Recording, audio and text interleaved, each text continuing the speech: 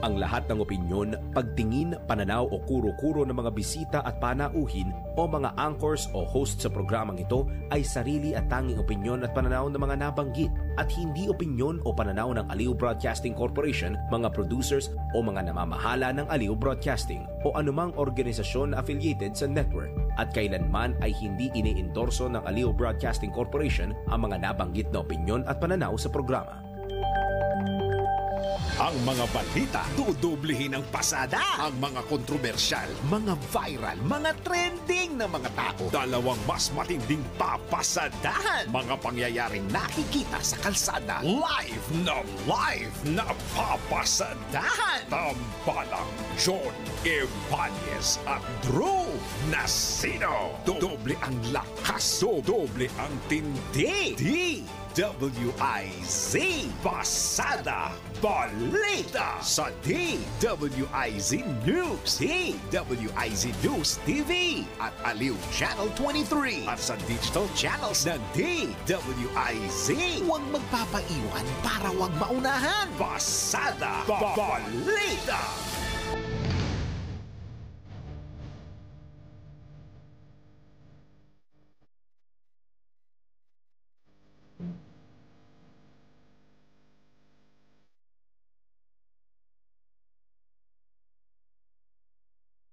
Arito na ang headline sa Pasada Balita ngayong araw ng Miyerkules, ika-9 sa buwan ng Hulyo 2025. Pasada Balita. Hayag ni Senator Zubiri na isang witch hunt ang impeachment case ni VP Sara inalmahan ng Malacanang. Pasada Balita. Chinese Ambassador pinagpapaliwanag na ng DFA kaugnay sa ipinataw na sanction kay dating Senador Tolentino. Pasada Balita. Philippine Navy nakahanda ng sisirin ang Taal Lake para sa paghahanap sa mga nawawalang sabongero. Pasada Balita. Paghahanda sa ika-4 na State of the Nation Address ni Pangulong Marcos sinimulan na. Pasada Balita. Sa balitang pangkalakalan, mga local exporter umaaray na sa mababang halaga ng piso kontra dolyar. Pasada Balita. Balita sa ibayang dagat, 4 katao patay sa sunog sa isang telecom building sa Cairo, Egypt. Pasada Balita. Sa balitang pampalakasan, San Beda University overall champion sa season 100 ng NCAA. Pasada Balita. Sa balitang pangkalusugan, epekto ng pagpupuyat. Ating alamin. Pasada Balita. At sa balitang showbiz, unang 4 na pelikulang bahagi ng 2025 MMFF tinukoy na. Tambalang John Evanez at Drew Nasino. Pasada Balita. Magandang maunang umaga pa rin, Luzon, Visayas, Mindanao, Pilipinas. Kami po ang inyong tagapaghatid balita, John Ibanez At Drew Nasino. Pasada Balita. At ngayon, pasadahan na natin ang detalye ng mga nagbabagang balita. Pasada Balita. Muling iginiit ng Malacanang na walang kinalaman si Pangulong Ferdinand Marcos Jr. sa isinusulong na impeachment laban kay Vice President Sara Duterte. Ito'y matapos tawagin ni Senator Juan Miguel Zubiri na isang witch hunt lamang ang nasabing proseso at layon lamang anya nitong alisin ang Vice Presidente sa 2028 elections dahil sa mataas itong survey ratings. Ayon kay Palace Press Officer Claire Castro, wala pang formal na paglilitis kaugnay ng impeachment kaya't hindi pa dapat ito husgahan. Hindi rin anya tamang magbigay ng maagang konklusyon ang mga senador na magsisilbing judge sa impeachment trial. Pasada Balita. Pinalagan din ng isang miyembro ng House Prosecution Panel ang pahayag ni Senador Juan Miguel Mig Zubiri na ang impeachment trial kay Vice President Sara Duterte ay isang witch hunt. Ayon kay Iloilo Representative Lawrence Defensor, hindi angkop para sa isang senator judge sa impeachment trial na sabihing witch hunt ang impeachment complaint. Ang bayag ni Zubiri noong Lunes ay agad na umani ng reaksyon mula sa mga taga-suporta at kritiko ng impeachment. Binigyang din ni defensor na ang mga mambabatas, lalo na ang mga uupong senator judges ay dapat umiwas sa pagbibitaw ng mga salitang tila nagpapakita ng pagkiling o paghusga sa kaso bago pa man maiharap ang mga ebidensya. Nang tanungin kung paano maapektuhan ang pahayag ang proseso, sinabi ng mambabatas na maaring isipin ng iba na gusto na agad ibasura ang kaso kahit hindi pa nagsisimula ang paglilitis. Pasada Balita! Nangangamba naman ang Catholic Bishops Conference of the Philippines sa nakikita nilang tila pag-aantala sa impeachment trial ni VP Sara. Ito naman ang pahayag ng mga obispo ng Simbahang Katolika matapos ang kanilang plenary assembly na ginanap sa Anda, Bohol. Ayon sa CBCP, isang lehitimong mekanismo ng demokrasya ang impeachment trial kung maayos ang pagpapatakbo nito at agaran nitong simulan o forthwith sang-ayon sa nakasaad sa saligang batas. Nimok din ng mga obispo ang mga Katoliko na makibahagi at maging bukas sa pagtalakay sa mga isyu ng bansa upang labanan ang tinatawag na moral indifference. Magugunitang inihalal sa nasabing plenary assembly si Lipa Archbishop Gilbert Garcera bilang Pangulo ng CBCP, kapalit naman ni Caloocan Bishop Pablo Virgilio Cardinal David. Pasada Balita! Iba pang balita, pagpapatawag ng DFA sa Chinese Ambassador para pagpaliwanagin sa ipinataw na sanction kay dating Senador Francis Tolentino, pinatigan ng dating Senador.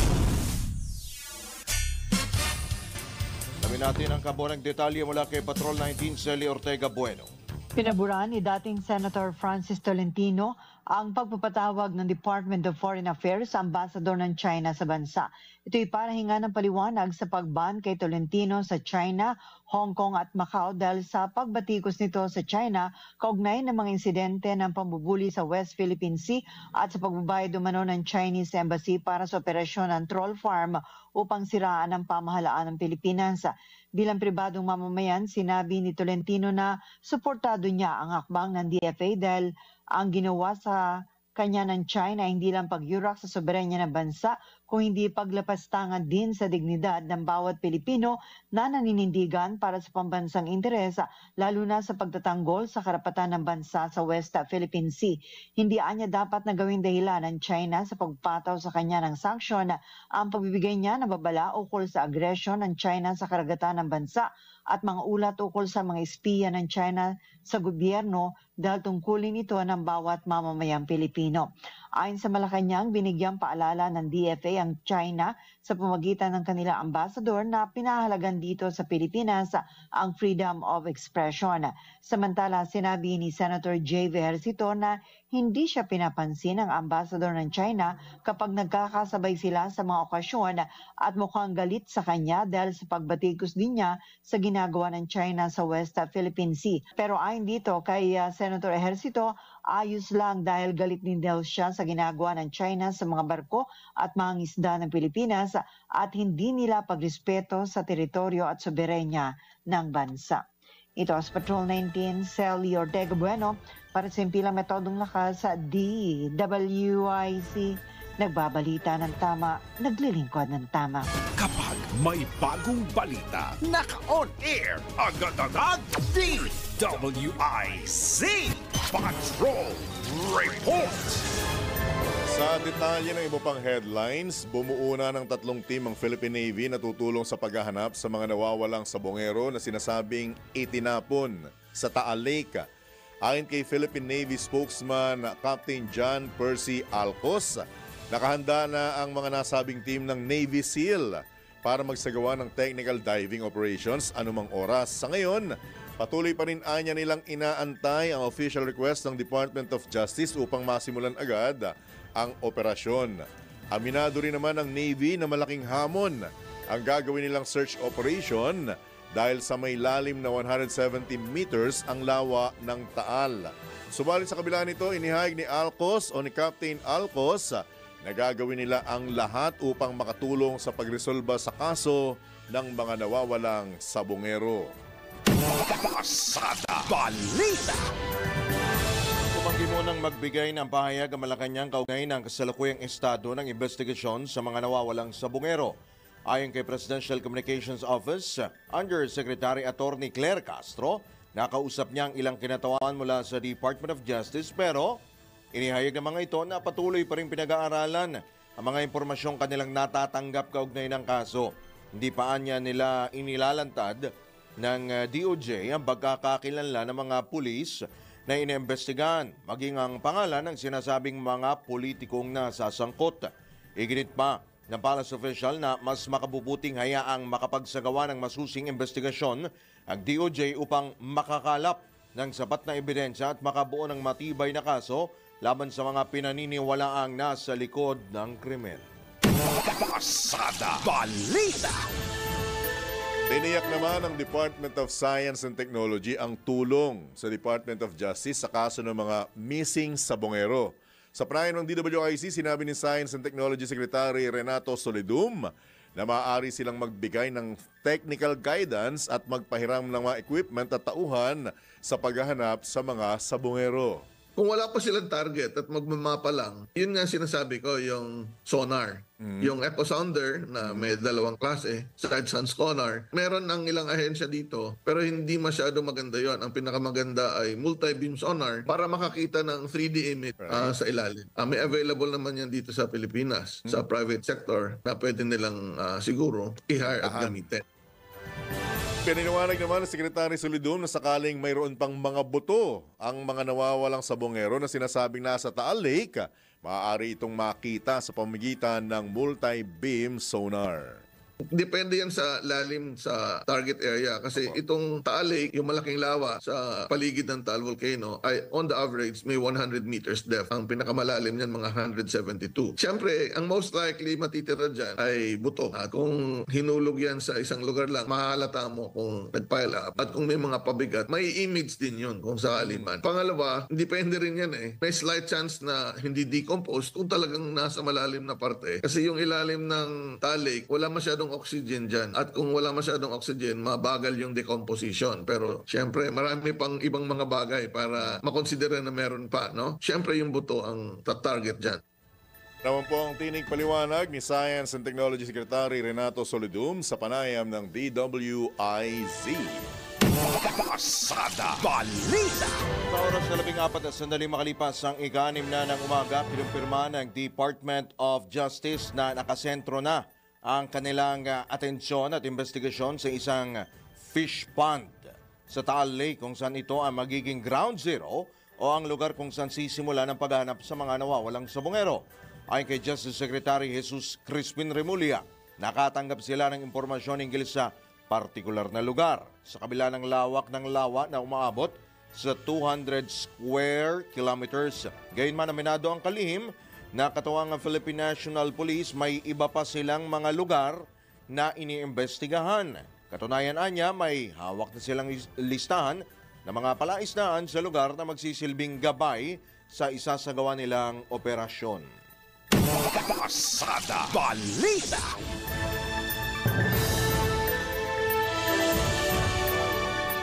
Kakaugnay pa rin balita, tiniyak ng PVOX na ligtas sisirin ang Taal Lake sakaling tuloy ang paghahanap sa mga nawawalang sabongero. Sa kabila naman ito ng pagsirit ng seismic energy ng nasabing bulkan. Paglilinaw pa ni PVOX Director Teresito Bacolcol, pinapayagan pa rin ang pagtungo sa lawa dahil nasa alert level pa rin naman ang Taal, ngunit ipinagbabawal ang pagpunta sa Taal Volcano Island. Magugunitang ibinunyag ni alias Totoy na itinapon sa Taal Lake ang mga labi ng mga nawawalang sabongero. Pasada Balita. Sa iba pang tampok na balita, sinimulan na ni Pangulong Ferdinand Marcos Jr. ang mga preparasyon para sa kanyang ika-4 na State of the Nation address sa Hulyo 28. Sa press briefing, sinabi ni Presidential Communications Office Under Secretary Claire Castro, nais ng Pangulo na maging mas maganda ang kanyang pag-uulat sa taong bayan sa pagpasok niya sa ika-4 na taon sa termino. Inaasahan anyang lalamanin ng talumpati ang mga naging proyekto, achievements at accomplishments ng administrasyon sa nakalipas na taon. Ayon kay Yussi Castro, dapat abangan na lamang ang iba pang update at impormasyon kaugnay ng SONA ng Pangulo sa mga susunod na araw at linggo. Napatid na highlight ng SONA ni Pangulong Marcos noong nakarang taon ang paninindigan niya sa West Philippine Sea at ang kautusang tuldukan na ang operasyon ng lahat ng POGO sa Pilipinas. Pasada Balita.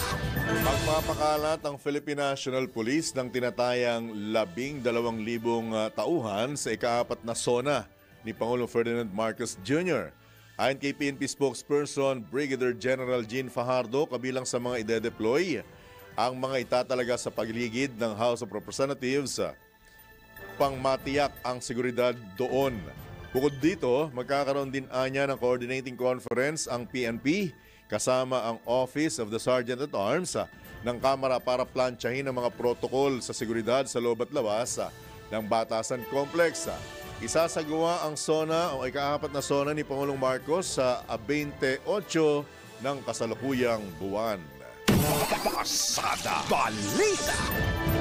Samantala, matino, matapang at patas. Ganito inilarawan ni Presidential Communications Office Undersecretary Claire Castro ang mga katangian na posibleng hanapin ni Pangulong Ferdinand Marcos Jr. sa magiging susunod na ombudsman. Gayunman, sinabi ni Yussi Castro na wala pa ring nakararating na listahan sa Pangulo ng mga aplikanteng pagpipilian niya na papalit sa magre-retirong si Ombudsman Samuel Martires. Pero gayaan niya ng ibang public official, dapat ding makita ng Pangulo na matino sa trabaho, may tapang, may balls at patas sa tungkulin ng uupong tanod bayan. Una nang inilabas ng Judicial and Bar Council ang listahan ng 17 aplikanteng nag-a-apply sa nabanggit na posisyon. Ngayong buwan, nakatakdang sumalang sa public panel interviews ng JBC ang mga aplikante kasabay ng nakatakdang pagre-retiro ni Ombudsman Martires sa Hulyo 27. Pasada Balita. Ulit nga, ano yung mga kailangang katangian? Matino, matapang, oy, may balls, ika. Sinabi niya si Yusek Claire At yun patas. na may balls? At patas. Sinabi niya yun? Sinabi niya na may balls? Sabi dito nagsulat. Ha? Sino nagsulat Sino nito? magsulat niya? Doon ako nagulat eh. Basta matapang. Sinabi niya? Matapang. So, ibig sabihin, hindi pwedeng babae. Ay. Kasi May wala... clue agad? Grabe ka. Nagtatanong ako. Kasi sabi mo, dapat may B May eh. B, may Tsaka B. S. May Diba? B. Bagay, sabi nga nila, may mga babaeng kahit wala niyan, napapakita nilang meron sila. Oo naman. Diba? Gaya Matapang. ni... Ano pa yung isa? Patas. Sino? Patas. Patas. Matap. Sa 17, may nakita ka ba? Pero may mga tumutunog na Meron, pangalan. meron. Ay, mahirap kasi banggitin, baka sabihin alam mo na. Oo. Pero sa lahat naman yan, kung pipiliin, tama ba? Nasa president? Hindi, no? Judicial and Bar Council Judicial lang. and Bar Council. Pero kasi parang alam ko dyan, parang PNP chief at saka AFP chief yan eh. Mhm. Pero correct me if I'm wrong ha, lalo na Yusek Claire 17 Castro, ha. 17 ang... kung tama ba na may hand or may kamay ang presidente sa pagpili ng ombudsman. Pakicorrect nyo nga po ako, mga kabalitan, kabalitaktakan. Kasi ano yan eh, matindi yan eh. Matindi ang hahawakan niya. Kaso laban sa mga opisyal ng gobyerno. Sino ba ang... actually, yung... kasi yung nakaraan, alam mo naman, di ba? oo. Kung magre-retiro, alam naman natin kung kanino galing yan eh, di ba? Pero yung sinasabi na kesyo lalaki kay babae with balls, Ombudsman, sino ba? Conchita Carpio Morales. Mahusay yan. Mahusay. Pero binanatan niya nung nakaraang administrasyon. Oo. Tinira yan. Kasi galit yata si dating Pangulong Rodrigo Duterte sa mga babae. Sa mga babaeng nakapwesto. Sino ba bang naging babae? At tandaan niyo si Mercedes Gutierrez. Tsaka hindi, si Justice Secretary De Lima nun, di ba? Tama. Diba? Pinatanggal niya rin at pinakulong pa. Anyway, napag-uusapan lamang kasi nabanggit mo yung Malapit letter B. na eh. Malapit na kasi. Nabanggit mo yung letter B na may S sa dulo. Basta matapang. Correct. Ang sa akin lang, kahit sino pa man yan, ang importante yung gagampanan niya yung responsibilidad niya, tungkulin niya. Dahil ang pananagutan niya hindi naman sa presidente. Ang pananagutan niya sa taong bayan. Kaya nga tawag sa kanya is Tanod Bayan. Tanod Bayan. Diba? Madadagdagan pa kaya Ang alin? ang mga aplikante? Tanong natin kay Jun Samson. Di ba siya nag-report? Oo. Kahapon? Abangan natin. Nadagdagan. Abangan Pero natin. 17 pa rin. Yang Jun, good morning. Samantala sa iba pang tampok na balita, eto na naman tayo ha. Eto na naman tayo. Nakaranas ng pagbaha ang ilang bahagi ng Metro Manila kahapon hanggang kagabi dahil sa walang tigil na pagbuhos ng ulan dulot ng southwest monsoon o hanging habagat. Kabilang sa mga binaha ang ilang bahagi ng South Luzon Expressway, partikular sa daan mula Sukat hanggang Alabang sa Muntinlupa City. Nakaranas din ng pagbaha ang ilang bahagi ng Alabang sa Pote Road sa Las Piñas City. Sino ba naghahari at nagre-reyna dati sa lungsod na ito? At mayroon ding bahagi sa nasabing daan kung saan umapaw na sa tulay ang tubig mula sa ilang o isang ilog. Diba? Anong apelyido nga nung naghahari at nagre-reyna sa Las Piñas Las City? Piñas, Aguilar, Villar. Ikaw nagsabi niyan. Na tinalo ng isang councilor, ano? Councilor. Councilor ang tumalo sa senador na tumakbong congresswoman. Na Olats. Binaha yung boto ni Congressman. Biruin mo, kalain mo. Hindi, nagtataka rin ako ha. Nirereklamo nila yung prime water dahil walang tumutulong tubig. Tapos Las Piñas binabaha. Ngayon may tubig sila, oh. Cute, no? Di ba? Parang irony, di ba? Oo. You know, What is the irony? bakal? Bakit? Di ba? Parang tinutulig sa yung prime water na sinasabing talagang pag-aari naman nila, di ba? Yung ng mga pamilya Villar dahil walang tumutulo, allegedly na tubig, tapos kung makapaningil wagas, tapos Las Piñas binabaha. Ay, di ba? Ayun, kabalintunaan. Wow. Ang laan. Ang alin? Irony. Irony. Huwag niyong bibigyan ng pandesal to. Lalong lumalala. Kabalinto na. Ay. O, ikaw na. At speaking of baha, eto nga, wala nga pong pasok. May mga lugar po na nagsuspinde ng klase ngayong pong araw, bunsod ng pag-ulan lalo po sa Southern Metro Manila. Walang pasok sa Muntinlupa at Las Piñas o levels, public and private. Buong lalawigan din ng Cavite ang walang pasok sa lahat ng antas sa pampubliko at pribadong paaralan. Kabilang din sa mga walang face-to-face classes ay ang Binyan City, Laguna o levels, public and private din. Habang sa Laurel, Batangas, wala rin pasok sa lahat ng antas sa mga pampubliko at pribadong paaralan. Pasada Balita. Nagsumite ang International Criminal Court prosecutors ng panibagong batch ng mga ebidensya laban kay dating Pangulong Rodrigo Duterte. Ito na ang 12 beses na nagpasa ang mga prosecutor ng mga dokumento na magpapalakas sa kaso ng dating Pangulo na crimes against humanity matapos ipatupad ang war on drugs sa ilalim ng kanyang administrasyon.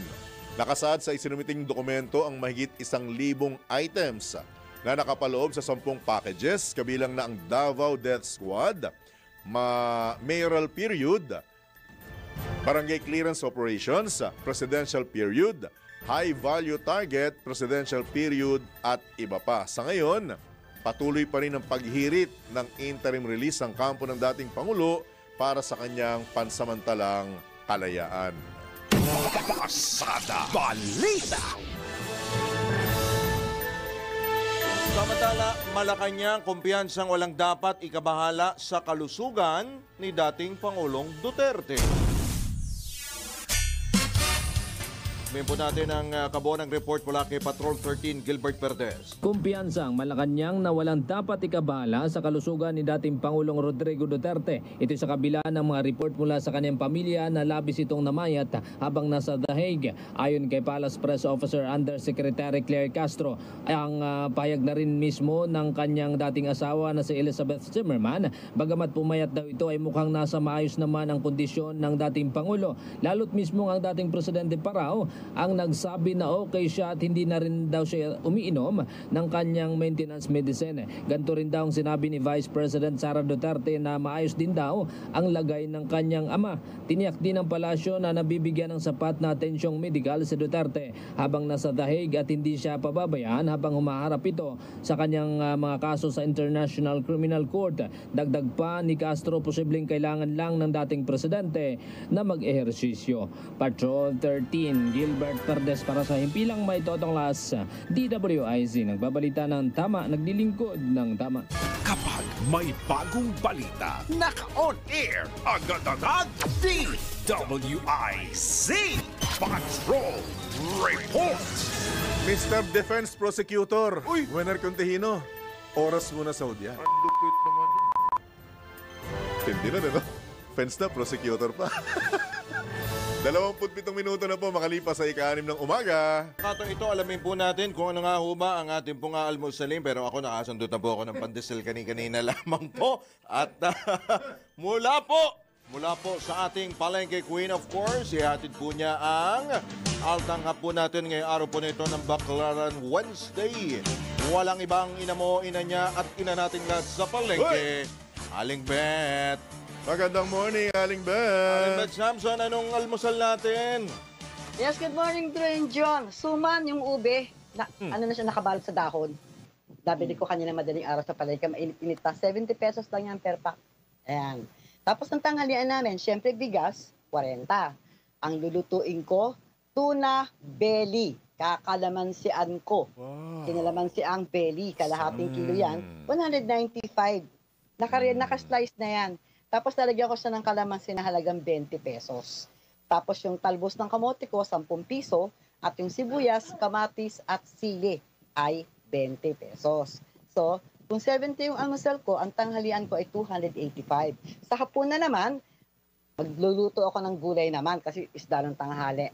Sayote, kalahating kilo, mura lang ay 25 pesos, 3 piraso na yan. Lalagyan ko siya ng atay balon-balunan ng halagang 75 pesos. Tapos yung sibuyas kamatis niya, halagang 15 pesos. So ano lang siya. At saka yung butter, ang panggigisa ko sa kanya, ang ay butter na halagang 10 piso. Yung nakasasya na rin sa palengke. Butter ano yan, ma'am? Po? Ano yun, nilalagyan mo ng butter? Anong luto? Opo, yun ang pinakamantika ko, yung pinaka gagawin kong panggisa, yung butter, mantikilya. Anong luto mo dun sa tuna belly mo? Ano pa? Anong luto mo? Anong luto mo dyan? Kinalamansiang tuna belly. Tuna belly. Oh. Para hindi masyadong maasim, halagang Curious 20 ako sa pesos, lasa marami. nun, Ako rin, lahat ng Masarap. inihahanda ni Aling Bet, naku-curious ako kaya iniintay kong may sample Pero hindi ako naniniwalang masarap yan. Hanggat hindi Hanggat natin di raw natitikman. natitikman. Sagot ko na yung Mapapatunayan rider, din Aling Beth. yan. Opo, mapapatunayan din natin yan.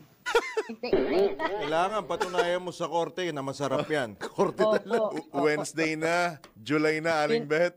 Anong petsa na? Pinangakuan na kayo, gusto pa Tumato pa rin. Okay, sige. Steady lang tayo dyan at marami lang ginagawa ang inyong inay. So, kung ang almusal natin ay 70, 285 ang tanghalian at meron tayong 125 na hapunan. So, matotal niyan ay 480 pesos lang para sa ating altanghap. May etneb pa. O, diba? May etneb ba? Panghulog sa alkansya. Correct. Ayan, para sa altanghap Pasada Balita. Palengke Queen Beth Samson ng DWIZ. Nagbabalita ng tama, nagbabudget ng tama at nagluluto ng tama. Thank you guys. Back to you. Ingat! Pasada Balita. Sa iba pang tampok na balita, mas maiging pagtuunan na lamang ng pansin ang tunay na depensa sa mga aligasyon. Ito naman ang reaksyon ng Malacanang kaugnay na sinasabing plano ng kampo ni dating Pangulong Rodrigo Duterte na gamitin ang report ng Senate Committee on Foreign Affairs bilang ebidensya sa kasong isinampalaban sa kanya sa International Criminal Court. Sa press briefing sa Palasyo, sinabi ni Presidential Communications Office Undersecretary Claire Castro na imbis na ibaling ang sisi sa kasalukuyang administrasyon, rapat na pagtuunan ng kampo ni dating Pangulong Duterte ang mga mismong pahayag nito tungkol sa extrajudicial killing sa ilalim ng kampanya kontra illegal na droga. Anya, isinampa ang kaso noon pang 2017 o bago pa man maupo si Pangulong Ferdinand Marcos Jr. kaya hindi dapat ibinabaling sa kasalukuyang administrasyon ang sisi. Dagdag pa ni Jose Castro, imbis na makatulong, posibleng makasama pa ang Senate report sa depensa ni dating Pangulong Duterte sa ICC. Nabatid na sinasabing napatunayan sa naturang committee report sa pangunguna ni Senator Amy Marcos na ang tangkang pag-aresto kay dating Pangulong Duterte ay bahagi ng whole of government approach upang pahinain ang pamilya nito sa larangan ng politika. Pasada Balita. Naniniwala naman si Bicol Saro Party List Representative Terry Redon na walang otoridad ang gobyerno ng Pilipinas sa International Criminal Court o ICC upang atasan itong ibalik si dating Pangulong Rodrigo Duterte. Binigyang diin ni Redon na wala ring legal na bisa ang resolusyong inihain sa Senado na nananawagan sa agarang pagpapauwi sa dating Pangulo. Ayon sa kongresista, ICC na ang magpapasya kung makakauwi ba o hindi si Duterte. Ang pahayag ni Redon ay tugon sa resolusyong inihain ni na Senador Robin Hood Padilla na nilagdaan din ni na Senators Ronald Bato de la Rosa at Christopher Bongo na humihimok para sa agarang pagpapabalik sa bansa kay Duterte mula sa dahig Netherlands. Dahil anya sa bigat na mga paratang laban kay Duterte, nasa jurisdiksyon na ito ng pandaigdigang korte na lilitis sa kanyang kasong crimes against humanity bunsod ng inilunsad na gyera kontra droga. Pasada Balita. Return Digest, Kuyang Drew, mga kabalitan na gustong pinipigilan ko kaya lang medyo naurot ako ng mga pahayag na ganyan.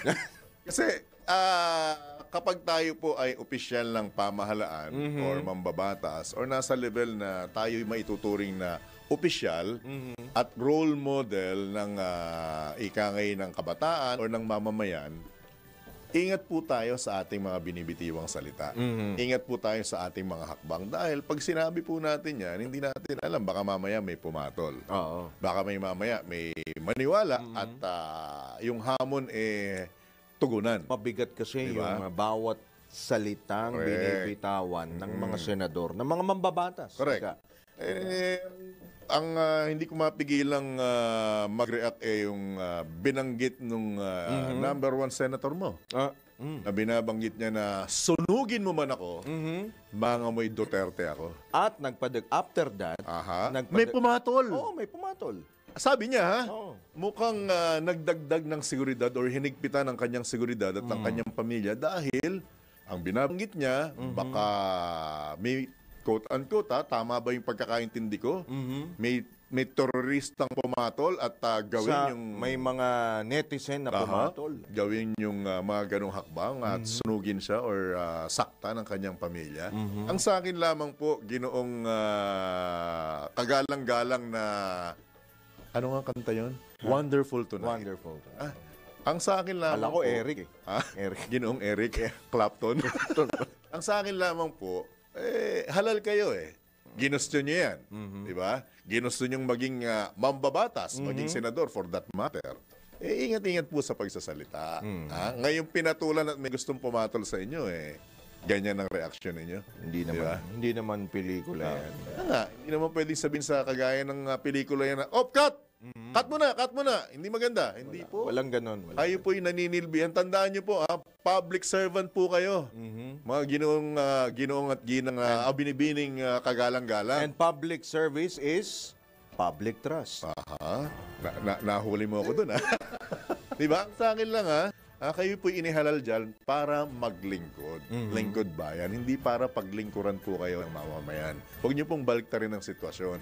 At lagi nyo pong tatandaan, ang pinasasweldo po sa inyo, galing po sa buwis ng mamamayan yan. Kaya dapat, tama yung binabanggit ni dating Pangulong Noynoy Aquino. Dapat ang taong bayan ang boss nyo. Hindi kayo ang boss. Tama. Di ba? Hamon-hamon ka bigla kang... Samantala, isa.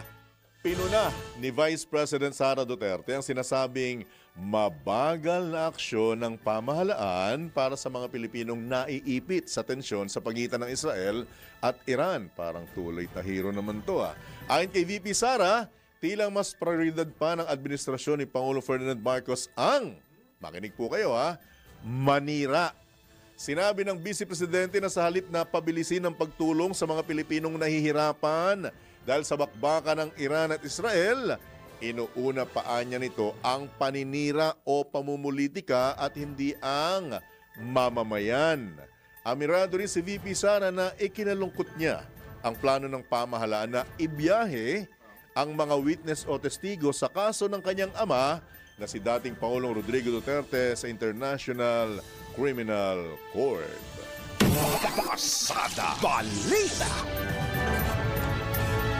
Sa pagkakataon ito, sa oras po na alas 6:39 na po ng umaga at pag-usapan po natin, of course, yung mga issue po dyan po sa Kamara. Nasa kabilang linya po natin ang tagapagsalita po ng Kamara at nasa si Attorney Princess Abante. Magandang umaga po, Attorney Abante. Welcome po muli sa DWIZ Channel 23. Drew Nasino po at John Ibanez. Good morning po, Attorney Abante.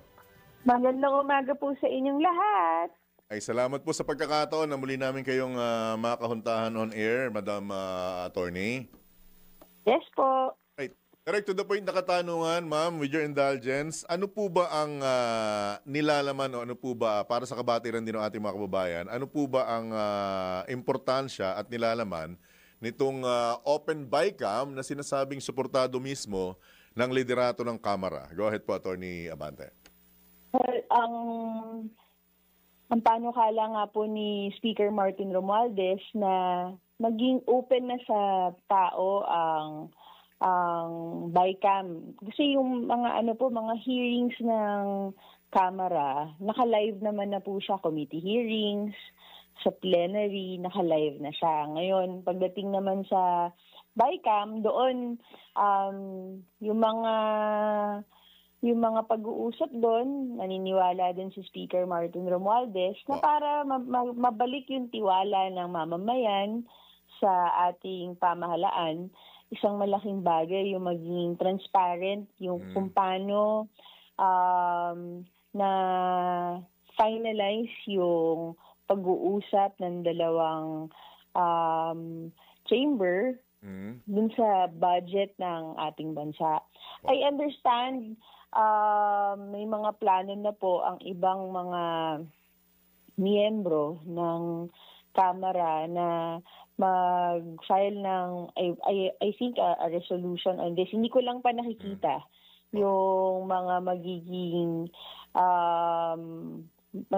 mafile na resolution kung doon sa panukala kung paano naman talaga may implement yung open bycam na ito. Pero ito ay nagbigay na ng sinyales ng support at si Speaker Martin Romualdez, and we are seeing na meron din po atang mga ibang miyembro na sumusuporta nito.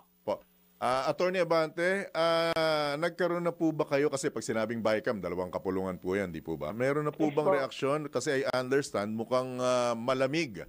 Mukhang malamig po ang Senado, or in particular si Senate President Escudero, sa panukalang ito na open bycam.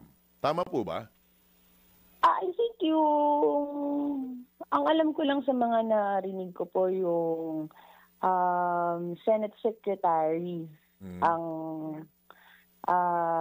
Secretary to the Senate ang nagsabi na mukhang open naman, pero we don't know yet. Of course, kasama naman po talaga pagpasok ng 20th Congress, yung mga pag-uusap pa tungkol sa paano natin mas mapapabuti ang proseso ng pagpasa ng budget, and we're looking forward na habang mas umiigting yung panawagan ng mamamayan at panawagan din ng iba't ibang sektor, ay makikinig naman din po ang ating mga members of the House tungkol dito kung paano natin mabubuksan ang bycam para sa ating mga mamamayan.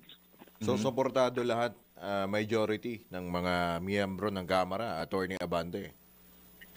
Hindi ko pa po masasabi sa majority, no. Ang nagbigay pa lang naman ng hayagang pahayag dito talaga is si Speaker Martin Romualdez. There were some members like Congressman Isidre that showed support. Makikita po natin to siguro sa pagbukas ng Kamara sa, I think in the next few weeks, no?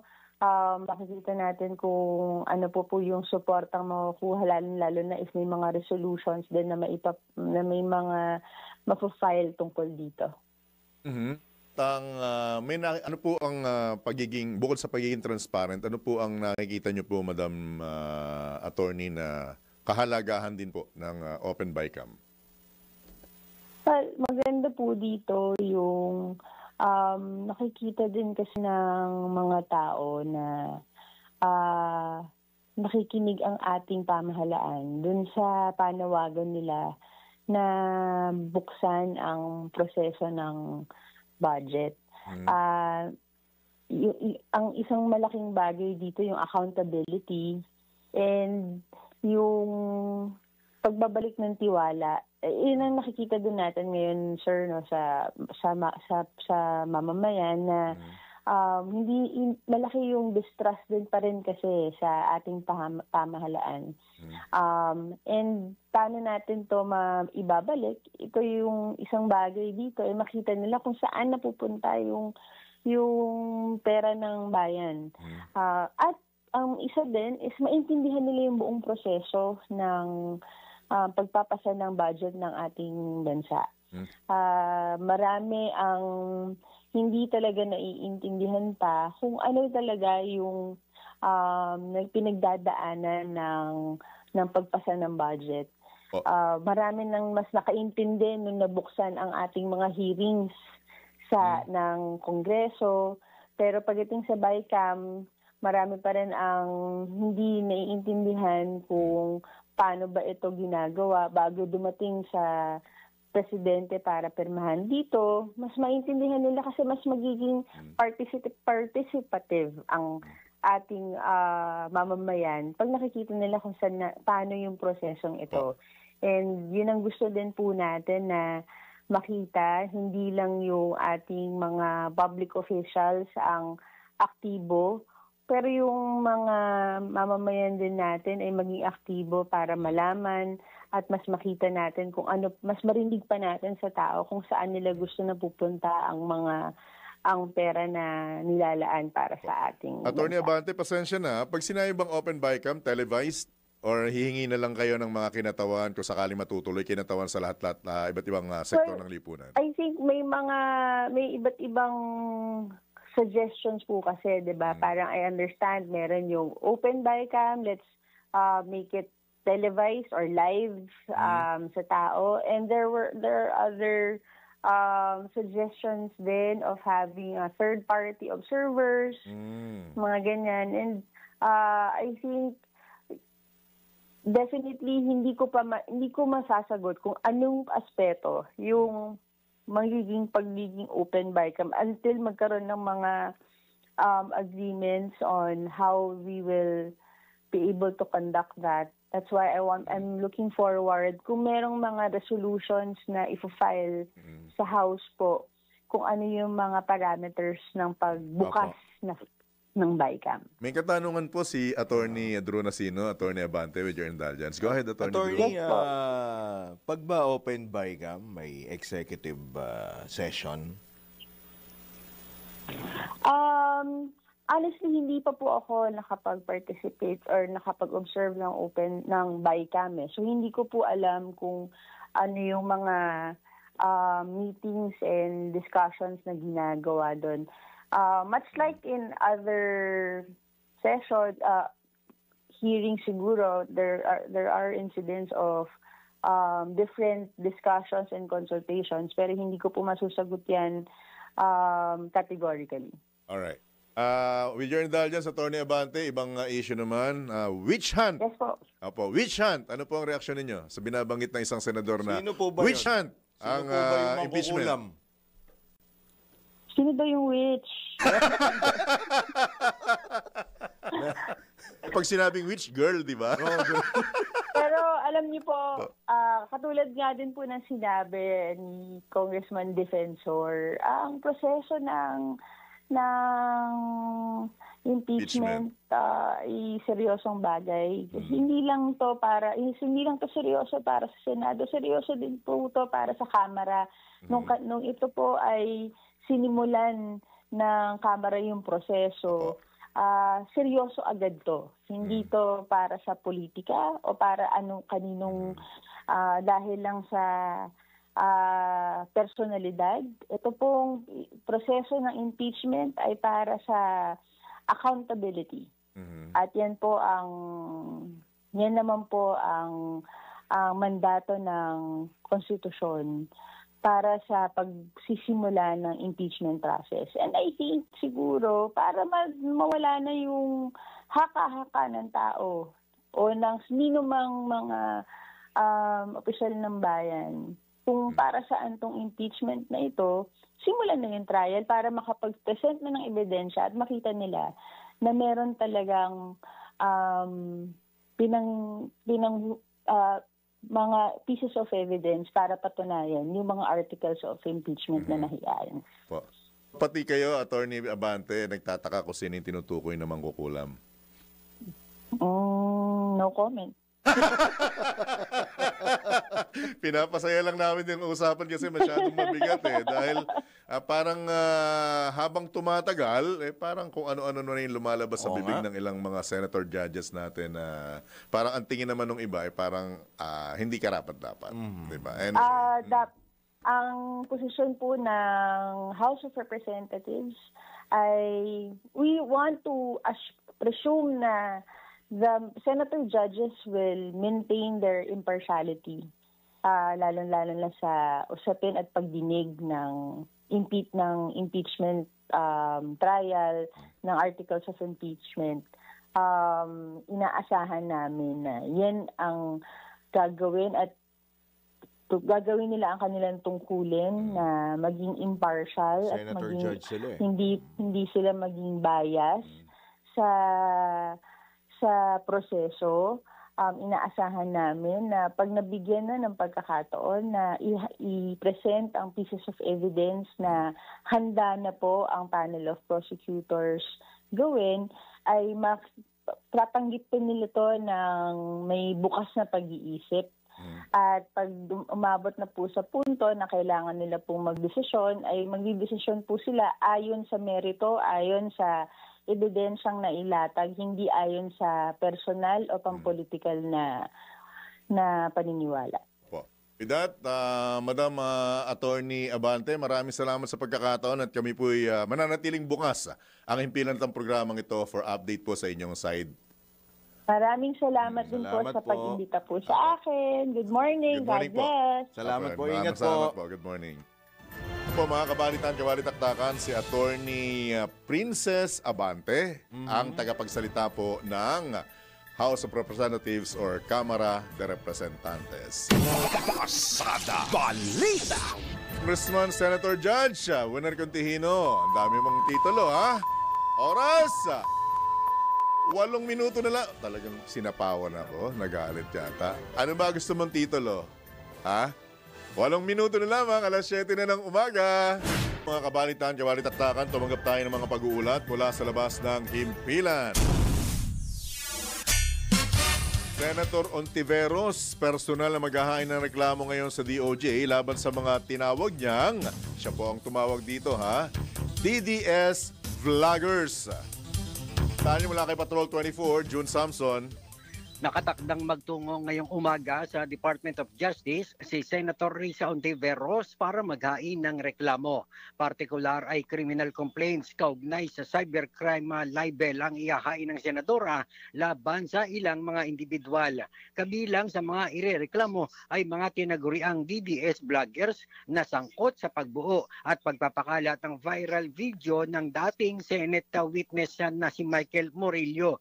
Makikitaan niya sa nasabing video na naglabas ng mga maling pahayag o akusasyon si Murillo laban kay Ontiveros at sa Senate investigation sa mga krimen na kaugnay kay Pastor Apollo Quiboloy at sa paglalantad ng ilang mga testigo at ilang Senate staff ni Ontiveros. Ang naturang video anya sa kalaunan ay ipinakalat at ginamit ng mga DDS vloggers para sa kanilang disinformation networks o pagpapalakas ng mga maling impormasyon. Patrol 24, June Samson, para sa Himpilang May Todong Lakas, DWIZ, nagbabalita ng tama, naglilingkod ng tama. Pasada Balita. Samantala, pagsasagawa ng military cooperation, tinalakay sa pulong ng mga opisyal ng AFP at New Zealand Defence Force. Pag-uulat naman mula kay Patrol 17, Jopel Peleño. Nag-courtesy visit sa headquarters ng Armed Forces of the Philippines si New Zealand Joint Force Commander Major General Robert Kruska. Mainit na sinalubong ni AFP Deputy Chief of Staff Lieutenant General Romel Roldan si Major General Kruska nang dumating ito sa Campo Aguinaldo. Ayon sa AFP, patunay ang pagbisita ng New Zealand military official sa matatag at umiigting na defense relationship sa pagitan ng dalawang bansa. Natalakay sa pulong ni Lieutenant General Roldan at Major General Kruska ang higit na pagpapalakas ng kanilang bilateral military cooperation, regional security challenges sharing at pagtuklas ng mga oportunidad para sa pagsasagawa ng mga joint training at humanitarian assistance efforts. Dati nang nagkaroon ng history of cooperation ang AFP at New Zealand Defence Forces sa pamamagitan ng kanilang parehong pangarin na mapanatili ang regional security at disaster response readiness. Ito si Patrol 17 Chopel Peleño para sa Himpilang May Todong Lakas, DWIZ. Nagbabalita ng tama, naglilingkod ng tama. Kapag may bagong balita, naka-on air, agad-agad, DWIZ Patrol Report. Samantala, kinumpirma ng Department of Social Welfare and Development na umabot na sa 725,877 o 75 pesos ang naipamahaging ayuda sa mga pamilyang apektado ng bagyong Bising at Habagat. Batay sa datos, pumalo na sa 95,910 na individual, nakatumbas ng 30,683 families ang apektado mula sa Ilocos Region, Central Luzon at Cordillera Administrative Region, bunsod ng pananalasa ng mga nasabing sama ng panahon. Mula sa nasabing bilang, 9 na katao o 2 pamilya lamang ang nananatili sa mga evacuation center habang higit 3,000 naman ang nasa labas ng mga evacuation centers. Magugunitang lumabas na noong Lunes ng Philippine Area of Responsibility ang bagyong Bising. Pasada Balita. Samantala, nasa 100 milyong pisong halaga ng misdeclared products mula China ang nasabat ng Department of Agriculture at Bureau of Customs sa Subic, Zambales. Ayon sa mga otoridad, pawang mga chicken lollipops at chicken karage ang laman ng 10 container container vans, pero nang buksan ay mga sibuyas, carrots at mackerel ang nilalaman nito. Isa sa ilalim naman sa pagsusuri ang mga nasamsam na produkto at kung matitiyak na ligtas kainin ay pamamahagi ito ng DA. Kabilang ang 10 container vans sa 52 una ng naharang ng adwana kung saan 21 na ang nabigyan ng clearance at na-release matapos hindi makitaan ng paglabag. Pasada Balita. At tabayan niyo po ang very good reminder mula sa aming nag-iisang chairman, Boss D. Edgard A. Cabangon. Ito ang headlines sa Pasada Balita ngayong araw ng Wednesday, July 9, 2025. Pasada Balita. Palasyo, inalmahan ng pahayag ni Senator Zubiri na isang witch hunt ang impeachment case ni VP Sara. Pasada Balita. TFA, pinatawag na ang Chinese Ambassador kaugnay sa pagbabawal kay dating Senador Tolentino na pumunta ng China. Pasada Balita. Go signal ng DOJ, hinihintay na lamang ng Philippine Navy para simulan ang paghahanap sa mga nawawalang sabongero. Pasada Balita. Pangulong Marcos naghahanda na para sa kanyang ika-4 na SONA. Pasada Balita. Sa balitang pangkalakalan, mga local exporter umaaray na sa mababang halaga ng piso kontra dolyar. Pasada Balita. Balita sa ibaing dagat, 4 patay sa sunog sa isang telecom building sa Cairo, Egypt. Pasada Balita. Sa balitang pampalakasan, San Beda University overall champion sa season 100 ng NCAA. Pasada Balita. Sa balitang pangkalusugan, epekto ng pagpupuyat, ating alamin. Pasada Balita. At sa balitang showbiz, unang 4 na pelikulang bahagi ng 2025 MMFF, pinangalanan na. Tambalang John Ibanez at Drew Nasino. Pasada Balita.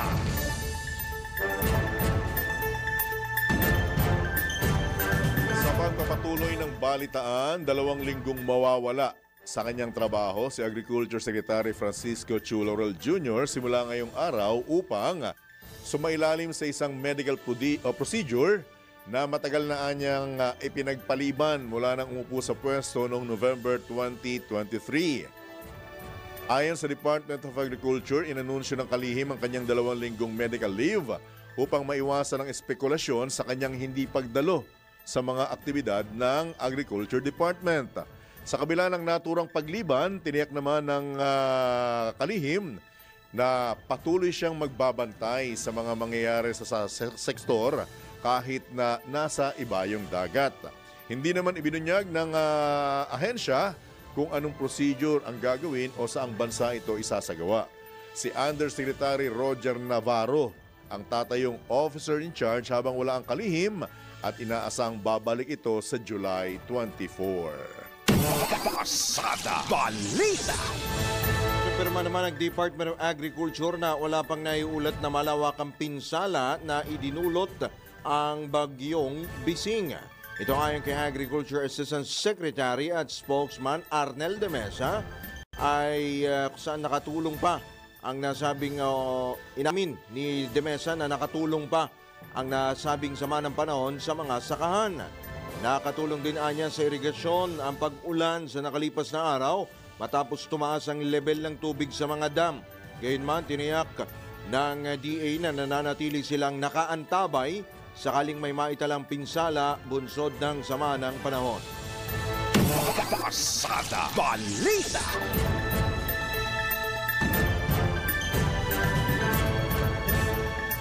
Samantala, suportado ng isang kongresista ang pagbabawal sa online gambling dahil mas mabigat ang pinsalang dulot nito sa lipunan kumpara sa anumang benepisyong pang-ekonomiya na makukuha rito. Ayon kay Lanao del Sur Representative Zia Alonto Adyong, dapat na talagang iban ang online gambling dahil kung nais talagang mawala ang masamang puno, hindi lang dapat tabasin ng sanga kundi bunutin ang mismong ugat nito.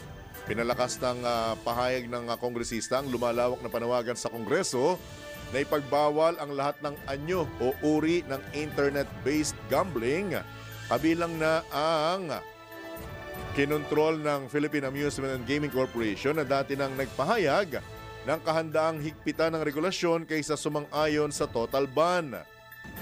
Sa 20th Congress, parehong mga leader ng Senado at Kamara na ang nagbabalak ng mga deliberasyon sa komite para sa mga panukalang batas na magpapawalang bisa sa mga online gambling platform dahil sa ugnayan nito sa addiction, kriminalidad at pagguho ng mga pampamahalagang pampamilya. Noon lamang nakaraang taon, ipinagbawal ng pamahalaan ng Philippine Offshore Gaming Operators dahil sa mga ulat ng krimen na konektado sa iligal na operasyon, human trafficking at tax evasion. Pasada Balita. Suportado ng Philippine Amusement and Gaming Corporation o PAGCOR ang panukalang higpitan ng regulasyon sa online gambling.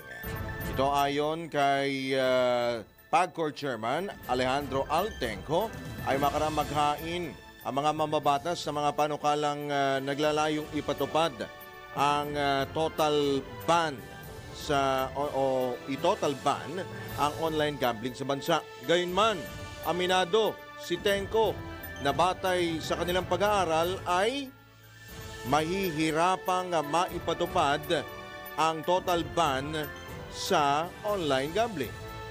Ako po ay naniniwala na ang tamang hakbang nating dapat gawin ay ang pagre-regula. To regulate it stricter and to regulate it properly. Sapagkat ang akin pong pag-aaral, sa pag-aaral po ng PAGCOR, ay definitely hindi po na, because of the advances in technology, ito pong sa internet, mahirapan po talaga tayong ihinto ng tuwiran o ng 100% ang online gaming.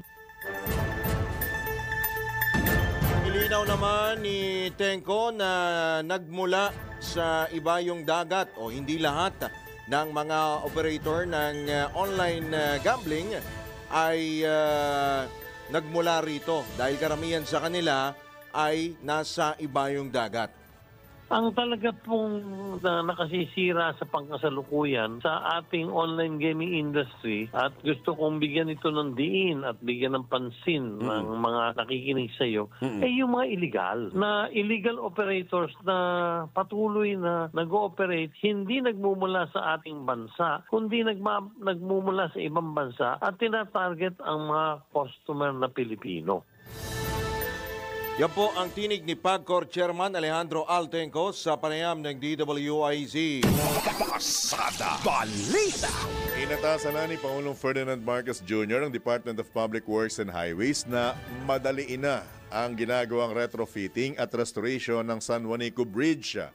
Sa talumpati sa Palo, Leyte, sinabi ng Pangulo na patuloy na lumalaki ang kalbaryo ng mga residente, negosyo at biyahero sa rehiyon dahil sa limitadong pagdaan ng mga sasakyan sa tulay, kaya't dapat nang matapos sa lalong madaling panahon o forthwith ang rehabilitasyon. Ayon pa kay Pangulong Marcos, ramdam na rin ng ilang rehiyon hanggang sa Mindanao ang epekto ng limitadong commercial traffic sa tulay. Anya pa, may mahigit sa 500 milyong pisong budget na ang nakalaan para maibalik ang load limit ng tulay at upang maresolba na ang nararanasang traffic at pagkantala ng mga logistic. Pasada Balita! Pagpapatuloy ng pamahalaan ang pagpapatupad ng kinakailangan pang mga hakbang upang mas mapabagal palalo ang inflation rate, partikular na ang food inflation sa bansa. Kasunod ito ng naitalang pagbagal ang inflation sa pagkain sa 0.1% o 0.1% noong nakarang buwan. Maliban dito, bumaba rin sa negative 14.3% ang rise inflation rate at nananatili namang nasa negative 0.4% ang inflation rate sa mga tinaguriang poorer households. Kaugnay nito, sinabi ni Presidential Communications Office Under Secretary Claire Castro na nagbigay na ng direktiba si Pangulong Ferdinand Marcos Jr. sa Department of Agriculture na paigtingin pa mga programa na tutulong sa muling pagbangon ng lokal na industriya o yung animal industry, lalo na ng hog industry. Bahagi na rin anya ito ng intervention ng pamahalaan upang lalo pang mapababa ang inflation rate sa bansa at isa sa mga halimbawa nito ang Swine Industry Recovery Project. Pasada Balita! Samantala, kumbinsido naman ang Transworld Group na liga ng transportasyon at operator sa Pilipinas na hindi kagustuhan ng mga PUV driver na magsakay ng higit pa sa kakayahang kapasidad ng kanilang mga minamaneho.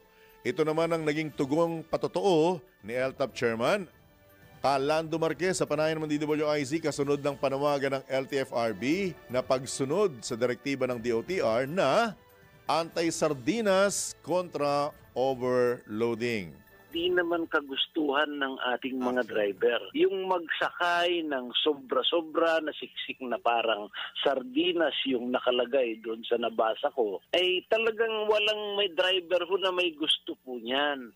Kaya lang ho sa naaawa dahil yung mga driver ay taga dyan sa lugar na yan, na sumisinyas na kahit sabit na lang. Kung hindi naman niya isakay dahil pwede naman sumabit dahil nga sa hirap na masakyan sa rush hour, talagang pipick upin nung ating mga driver yan. Hindi sa gusto niyang kumita ng malaki.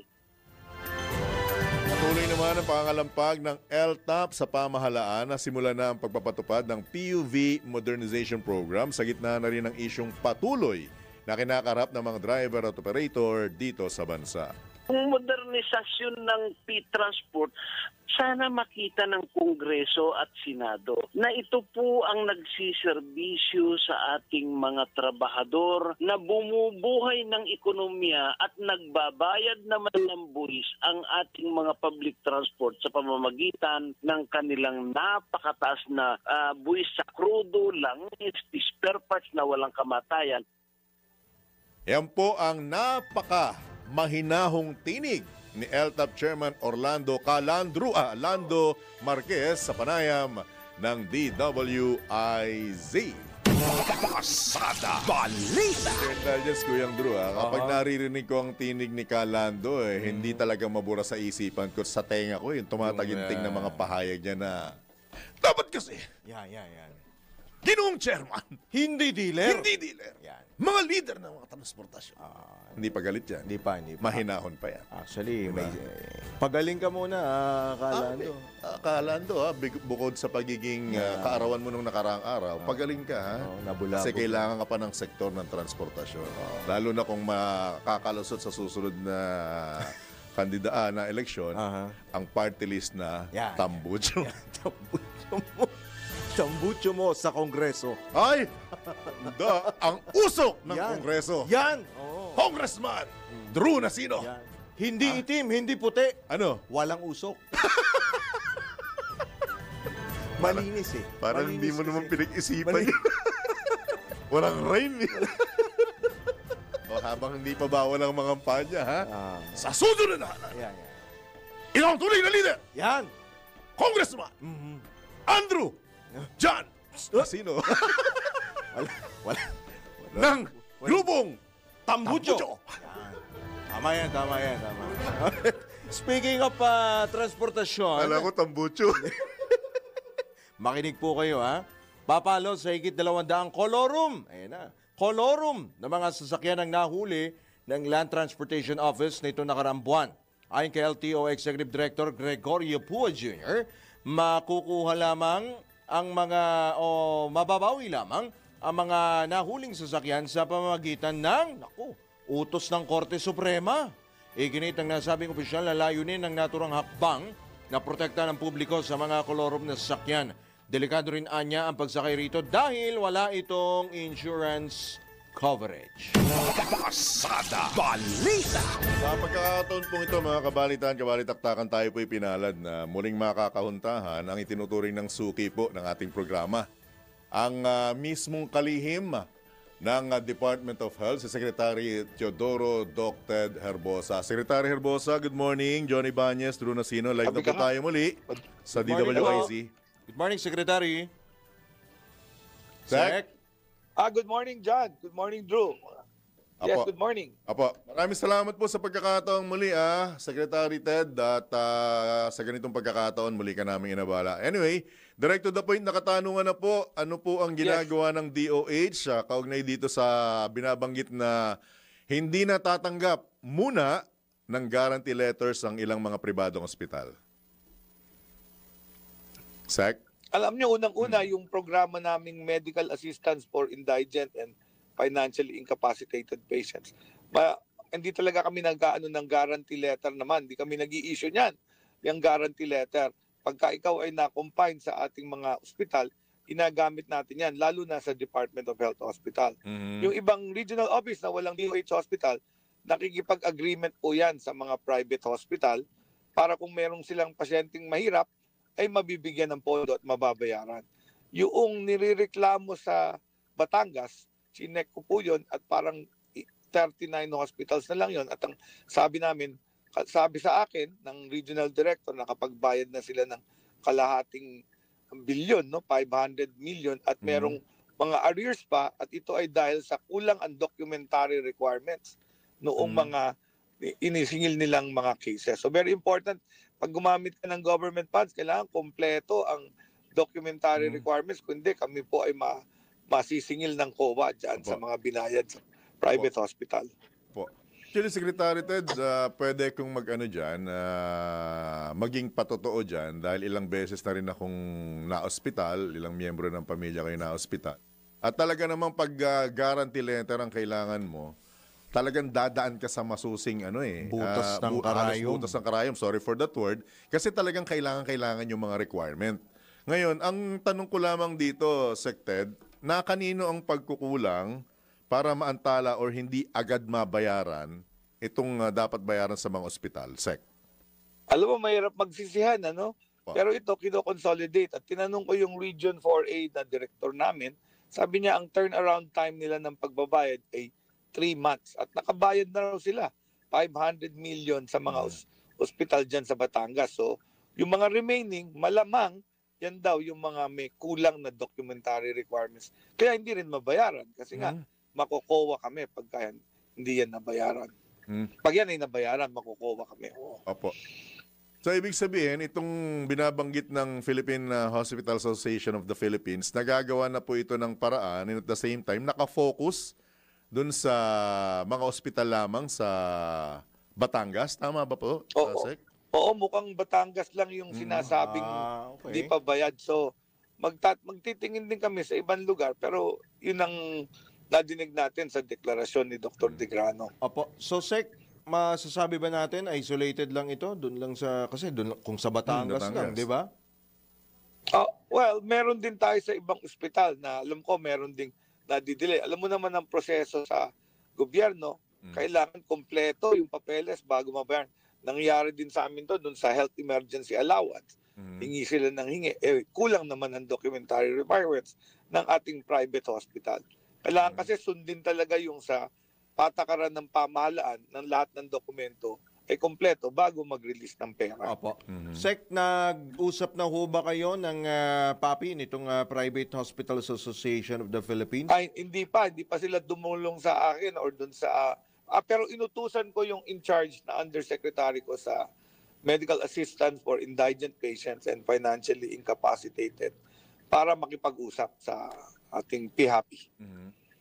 Pagdating po ba sa mga government hospital, walang ganitong problema, Secretary Herbosa? Wala po, lalo na kung DOH hospital po ang pinupunta. Kasi ang sistema po namin sa DOH hospital, ang tinatawag doon, dina-download yung pera tapos nililiquidate. Pero hindi namin pwedeng gawin yon sa private hospital. Kailangan by reimbursement. So bawat pasyenteng natingnan nila at nagamot at kailangan ng tulong, sa amin nila i-request po yun. Opo.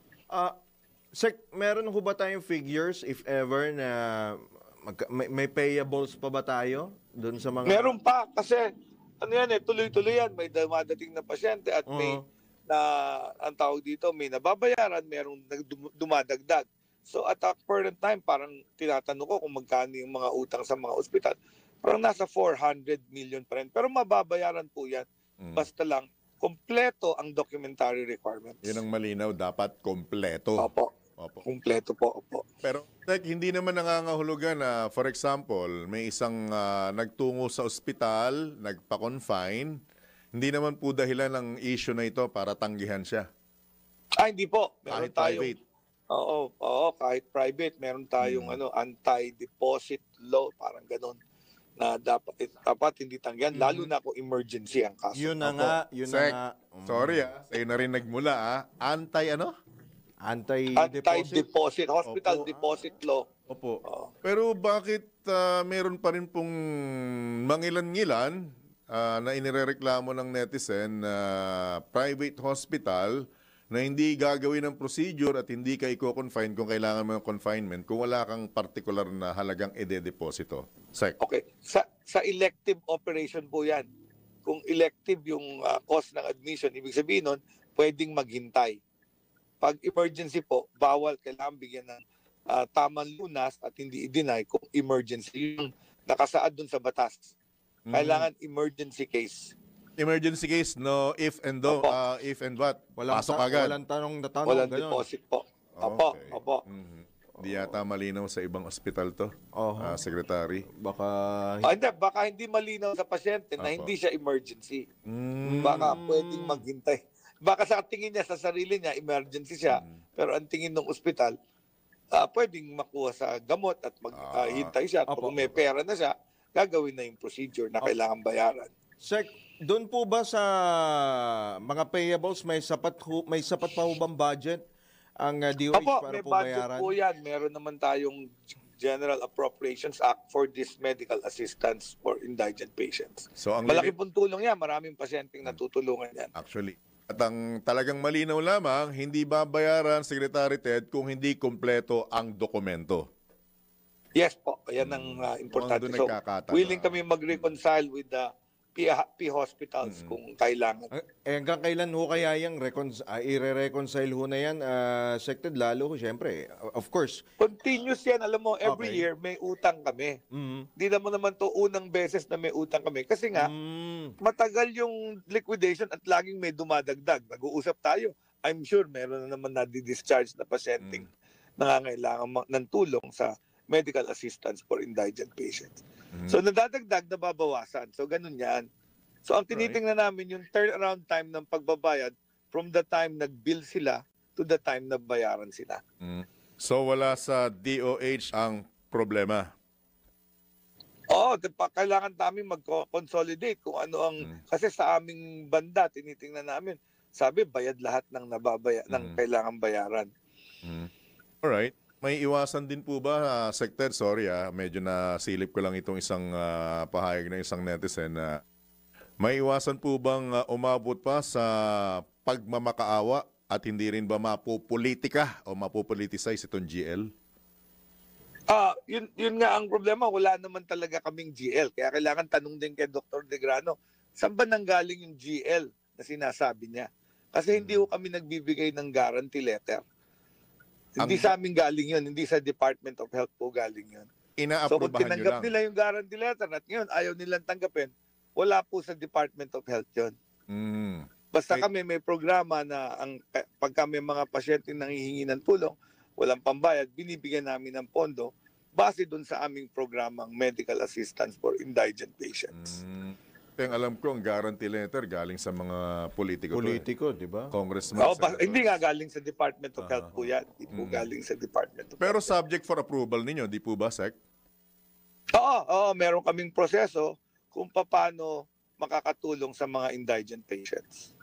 Alright.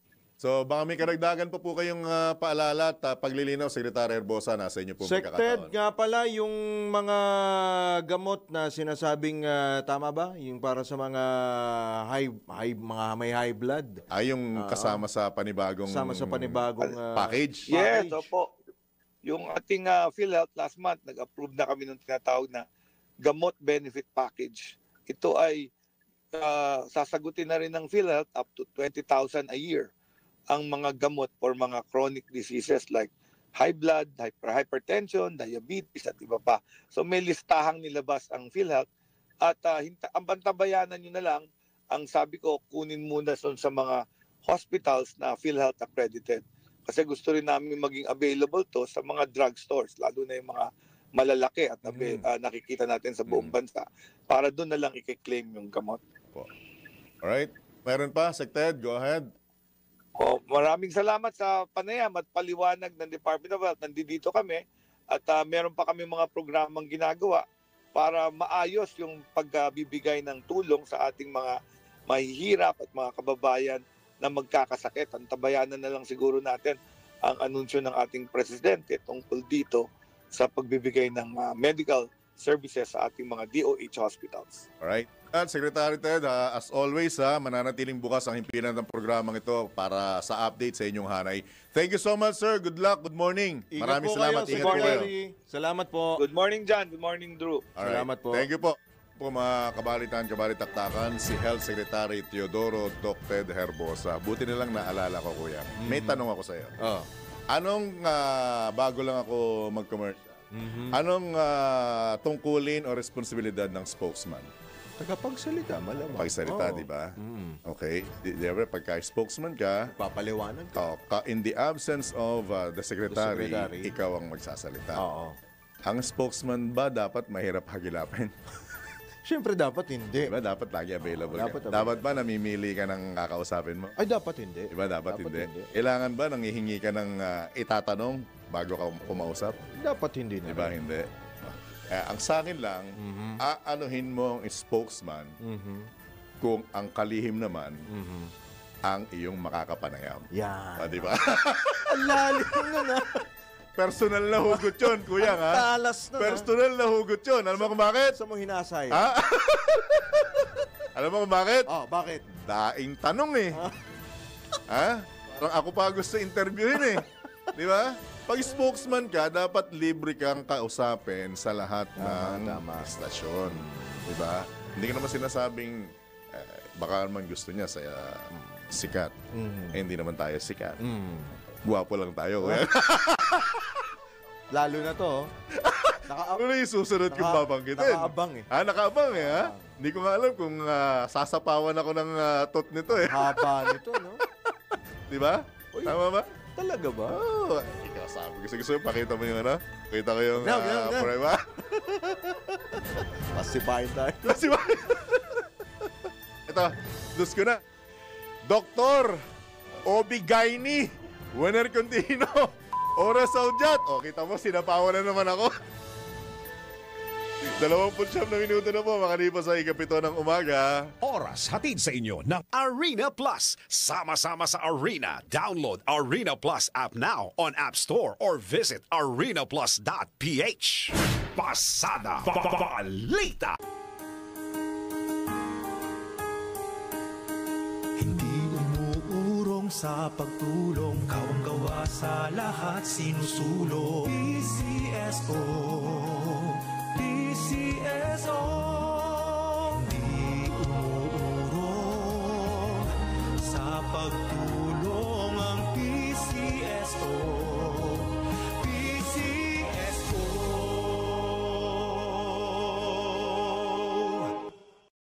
Balitang mas maganda pa sa good news. DWIZ, the better news. Nagbubukas ng mas mabilis at mas ligtas na biyahe ang bagong Pangil Bay Bridge na opisyal na binuksan noong September 27, 2024. Ang proyektong ito ng Department of Public Works and Highways o DPWH ay nag-uugnay sa Tangob City, Misamis Occidental at Tubod Lanao del Norte na nagpapababa ng travel time mula sa mahigit 2 oras patungong 7 minuto lamang. Sa haba na 3.17 kilometers, ito ang pinakamahabang sea crossing bridge sa Mindanao na bahagi ng Build Better More program ng administrasyon. Pinondohan ito sa pamamagitan ng 8.03 bilyong loan agreement sa Korean Export-Import Bank. Ang tulay ay inaasahang magpapalakas ng kalakalan, turismo at kabuhayan sa rehiyon habang nagbibigay ng mas maginhawang pagbiyahe para sa mahigit 10,000 commuters araw-araw. Ang Pangil Bay Bridge ay patunay ng dedikasyon ng DPWH sa pag-aatid ng makabuluhang infrastruktura para sa mas progresibong Pilipinas. At yan ang balitang mas maganda pa sa good news. Better news. Health is the best wealth sa mga working millennials na may kakaibang challenge pagdating sa kalusugan sa panahon ngayon. Body wellness, mental wellness, at financial wellness. Be sure balance ang lahat sa DWIZ Life Balance. Kasama sina Daryl Justin at Gia Rafael. Monday to Friday, 6 p.m.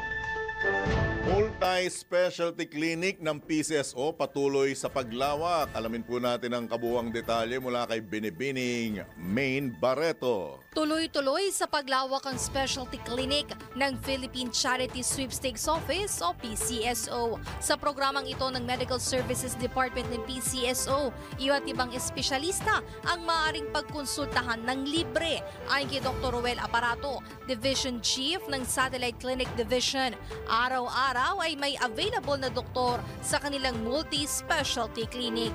Pakinggan natin si Dr. Aparato. At specialty clinic doctor, ito ang parang mga pinagre-referan ng mga in-house physician dito para kung kailangan mo talaga ng matingnan ka ng specialist natin. Ito yung mga, ang iba-iba natin mga specialization dito, yung sabihin ko na rin yung schedule para isang sabihan na lang. Sige. Pag Monday, ting umaga po, cardiology, neurology at saka psychiatry. Pag Martes naman po, Tuesdays ay nephrology, pulmonology, ENT, yung sa head and neck. At tapos sa Wednesdays, gastroenterology, obstetrics and gynecology, urology, endocrinology. At pag Thursdays naman po, orthopedic, Friday, ophthalmology, yun po yung sa mata. Dagdag pa ni Dr. Aparato, isang valid ID lamang ang kakailanganin para makapagpatingin sa kanilang multi-specialty clinic. Muli nating pakinggan si Dr. Ruel Aparato. Karaniwan, ID lang po. Kahit na anong valid ID, government valid ID, pwede na po yun. At yan ang report na hindi umuurong sa pagtulong. Maine Barreto, nagbabalita ng tama, naglilingkod ng tama. Pasada Balita! Alam nyo ba na ang katumbas ng bawat taya sa Philippine Charity Sweepstakes Office o PCSO ay kawang gawa? Sa bawat ticket mo, siguradong may matutulungan kang Pilipino sa kanilang pangangailangang medikal. Dahil sa PCSO, basta't kawang gawa at pagtulong, hindi kanila uurungan. Kaya't palagi pong tatandaan, ang bawat taya may kawang gawa. Papalakas ng papalakas, palinaw ng palinaw, mga balita at impormasyong naiintindihan dahil malinaw mong nalaman. Tutok lang sa DWIZ. Mula umaga hanggang gabi, updated on air and online. DWIZ. Nagbabalita ng tama, naglilingkod ng tama. Tambalang John Ibanez at Drew Nasino. Pasada Balita.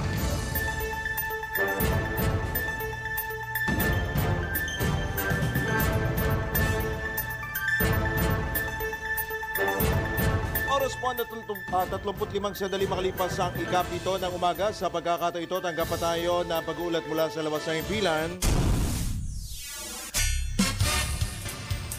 Pamahagi ng mga ambulansya sa mga LGU sa Luzon, pangungunahan ni Pangulong Marcos ngayong umaga.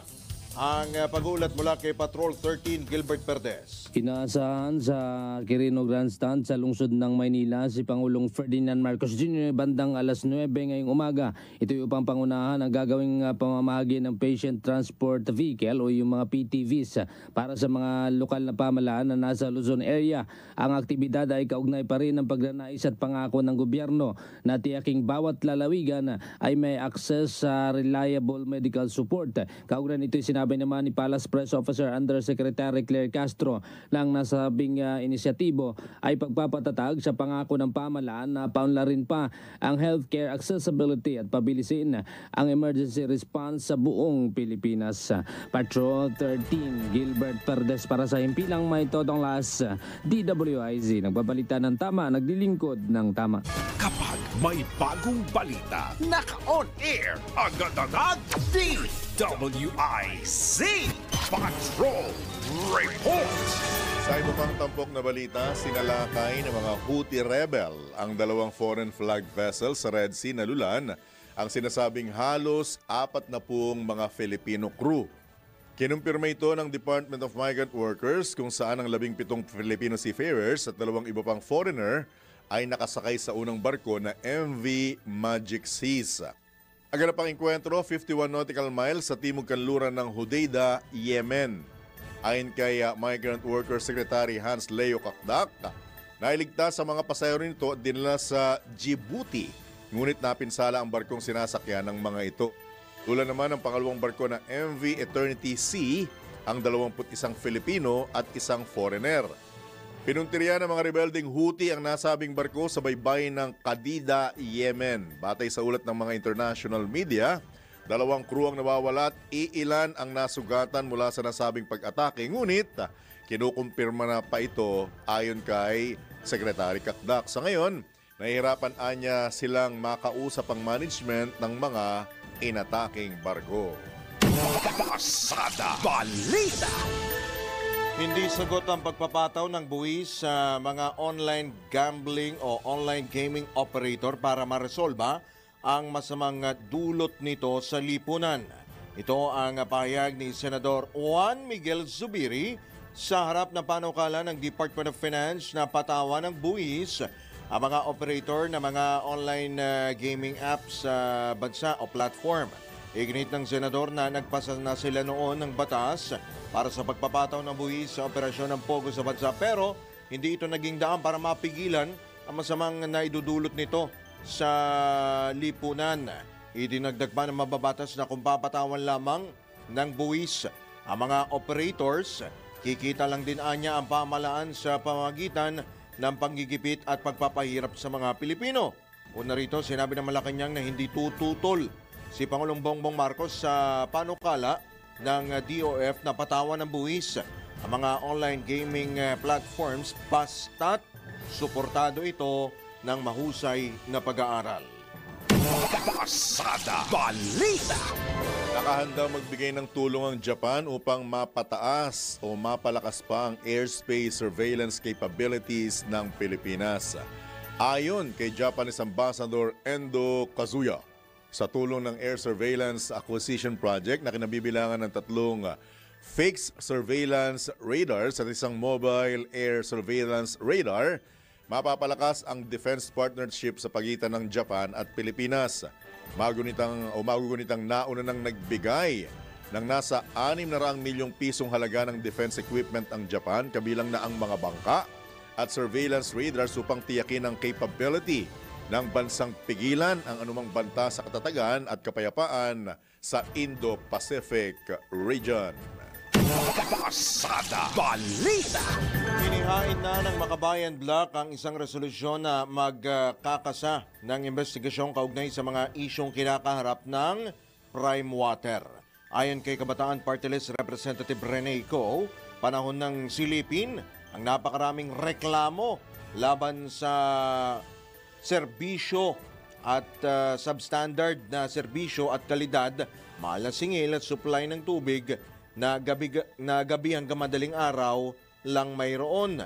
Hindi anya ito makatarungan para sa mga consumer at isa ring paglabag sa karapatan para sa ligtas na inuming tubig. Samantala, tinukoy naman ni Alliance of Concerned Teachers Party List Representative Antonio Tino na sa 77 kasunduan na pinasok ng Prime Water, mayorya sa mga ito ay nangyari noong Administrasyong Duterte, kung saan kalihim pa ng Department of Public Works and Highways si ngayoy Senador Mark Villar at nasa ilalim pa ng naturang ahensya ang Local Water Utilities Administration o LUA.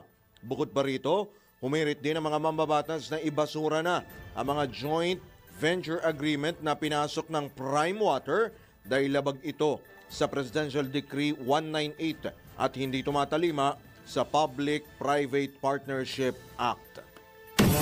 Pasada Balita.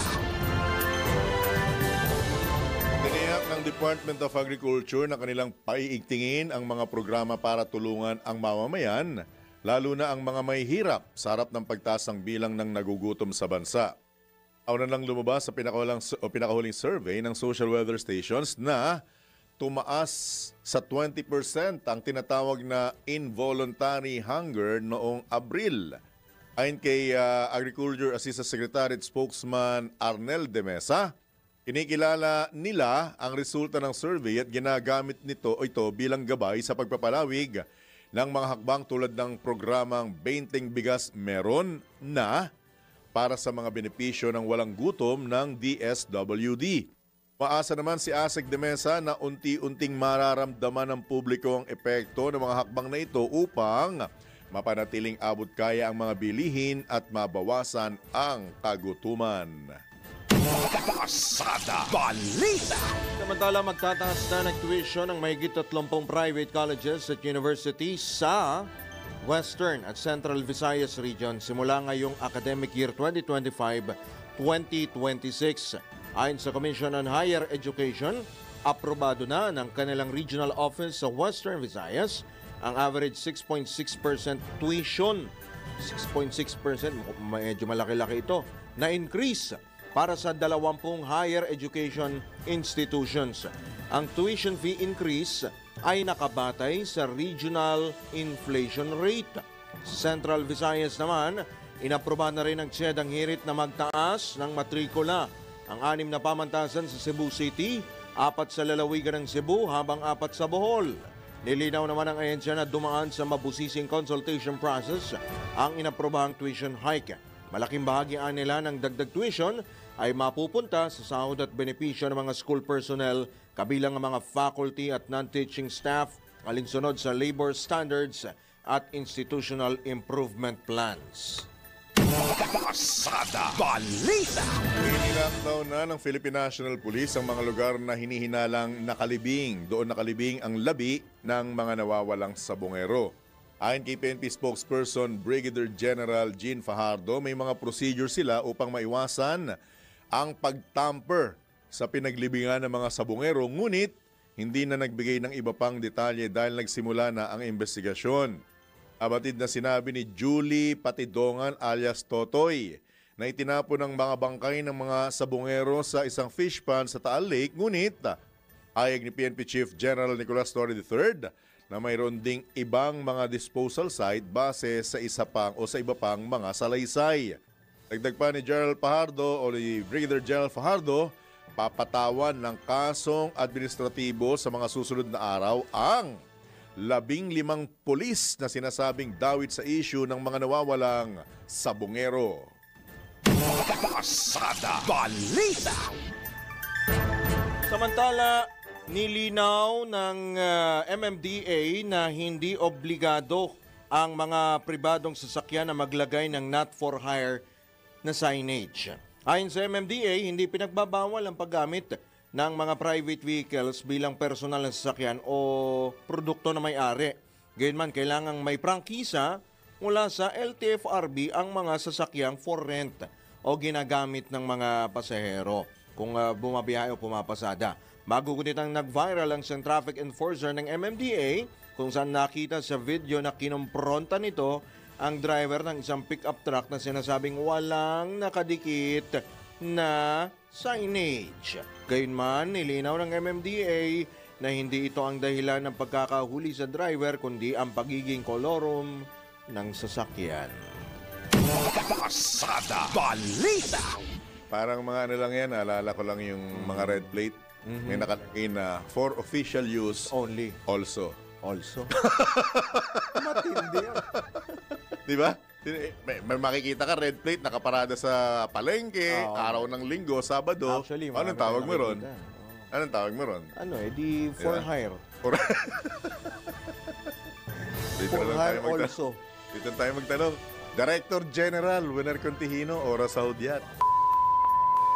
3:30 minuto na lamang, 8 a.m. na. Pa rin ilan pa mga balita, mananatiling prioridad ng pamahalaan ang paglikha ng mas marami at dekalidad na trabahong may mataas na sweldo para sa mga Pilipino.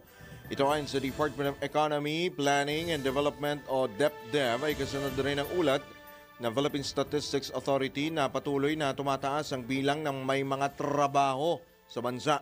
Batay sa pinakuling Labor Force Survey, tumaas sa 96.1%. Ang employment rate o katumbas ng 50.29 million Filipinos ang may trabaho o negosyo na nangangahulugang masigla ang labor environment sa bansa.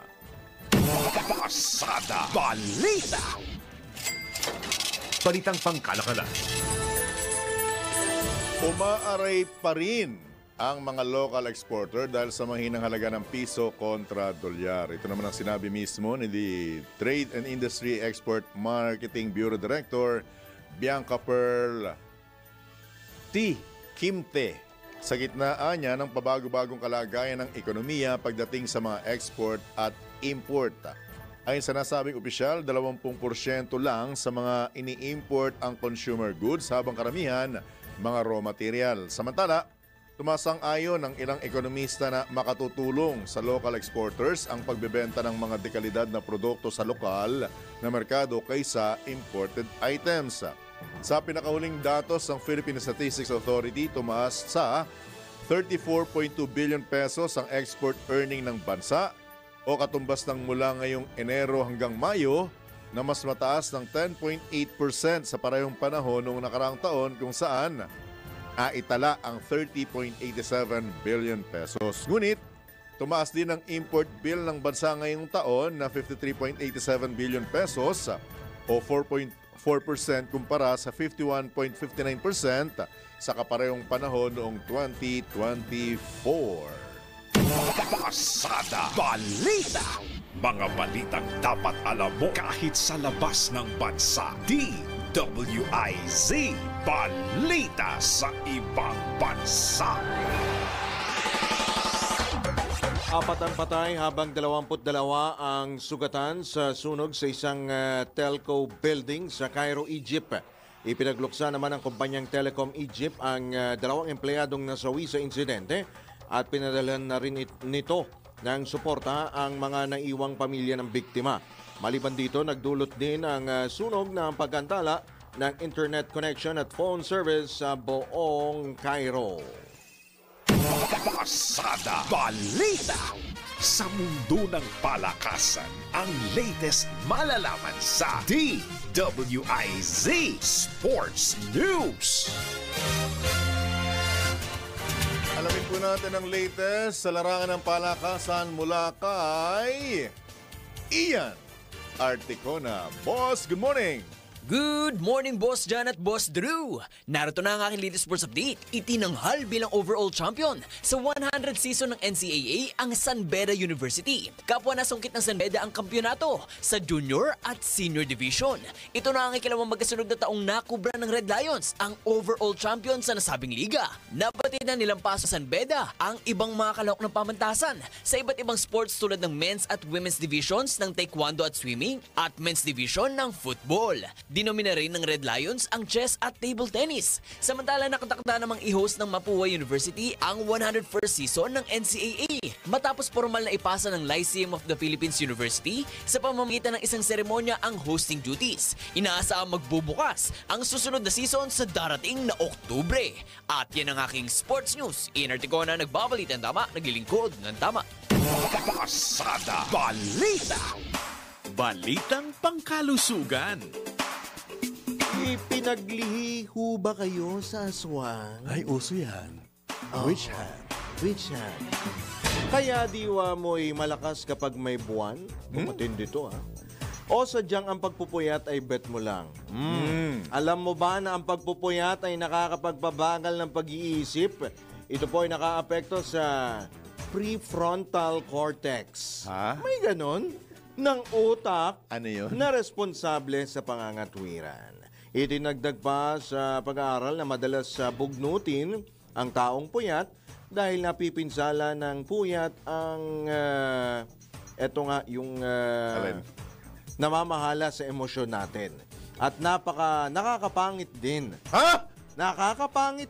Paulitin natin. No? Ang pagpupuyat? Nakakapangit din ang pagpupuyat dahil nagiging sanhi ito ng pangingitim. Pangingitim. Sa ilalim po ng mata o magkakaroon po kayo ng eye bags. Iba pa yung kulaba, ano? Iba yon. Yung iba hindi na nila alam yung kulaba. Ako rin, hindi ko alam yun eh. Bakekang naman ang alam. Sa ano naman yun? Sa binti naman yun. Anong bakekang sinasabi? Bakokang pala. Ikaw talaga. Kaya, bakokang. Yun, bakokang. Pasin tayo sa mga kumakain, ha? Iba yun. Bukod dito, naglalabas din ang adrenal glands ng cortisol. Cortisol, hindi po ito gamot ha. Isang stress hormone na sumisira sa collage, sa isa namang collage daw. Isa namang uri ng protina na nagpapanatiling flawless at elastic po ng atin pong skin. So, bakekang ha? Sa ano pala yun? Teleserye. Bakokang. Pasintabi po sa nag-aalmusal, ha? Sino bida ron? Sino nga ba? Hindi ko rin alam. Snooki yata. Oh, luma na yun, ha? Hindi, bago yun. May mas nangunang bakekang. Tanong mo kay Kuya Muna. Panahuna niya yun. Pasada Balita. Ito na ang latest, bagong-bago, fresh na fresh. DWIZ Showbiz News. Eto, talagang walang kukontra dito. Sigurado yan? Eto si Bakekang. Anong version? Anong version? Ha? Anong version? 80s? 80s? Oy. Pwede 70s. Pagbigyan na natin ba siya si Bakekang? Kunin po natin ang update mula sa larangan ng showbiz mula kay Prini Bakekang Antuan. Good morning sa istorya na si Papa John. Istorya kasi may edad na. O, diba? Inunahan ko na. Kay Papa Drew, na batang-bata pa ang itsura pero may edad na rin. Anyway, sa aking balitang showbiz, ipinakilala na sa publiko ang unang 4 na pelikulang lalaok sa 51st Metro Manila Film Festival na may temang A New Era for Philippine Cinema. Kabilang dito ang pelikulang Call Me Mother na pagbibidahan ni Nadine Lustre at Vice Ganda sa direksyon ni June Robles Lana. Ang reconnect ni Carmina Villaruel, Gloria Diaz, Alexa Miro, Gerald Anderson at Zorin Ligaspi. Pangatlo ang crime thriller na Manila's Finest na pagbibidahan naman ni Piolo Pascual. At ang pang-apat ay ang bagong sequel ng pelikulang Shake, Rattle and Roll na pagbibidahan ni John Ibanez at Drew Nazino. Charlang! Ano yun? Pagbibidahan ni Ivana Alawi at Richard Gutierrez. At iyan ang balitang showbiz para sa Pilametodong Lakas, DWIZ. Ako si Anton, nagbabalita ng tama, naglilingkod ng tama. Pasada Balita. Paya ko ron, basta ako si Ivana. Ivana Alawit. Yun. Alawit. Ay, sorry. Oh, ito po ang good news. Ihabol po natin. Nasungkit ng Pilipinas ang panibagong Guinness World Record matapos magkaroon ng pinakamalaking display ng solar-powered lamps sa mundo.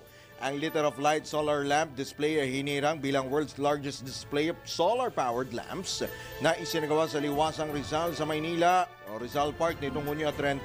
Pumalo sa halos 3,000 solar-powered lamps ang ginamit sa art installation na isa katuparan ng world record sa tulong ng National Museum of the Philippines, non-government organization na Liter of Light at iba pa. Pasada Balita. At sumayin niyo po ang Wednesday edition pa lamang ng inyong nag-iisang Pasada Balita. Dito lamang yan sa DWIZ, nagbabalita ng tama. Naglilingkod ng tama. Kami po ang inyong naging kabalitaan at kabalitaktakan, Johnny Ibanez. At Drew Nazino. At tabayanan na po ang humahagibis, humaharurot na palatuntunang karambola. Oras sa hudyat. Ito totoo. Eksakto yung punto. Alas 8 na ng umaga. You know! Happy weekend! Ang mga balita, dudublihin ang pasada. Ang mga kontrobersya.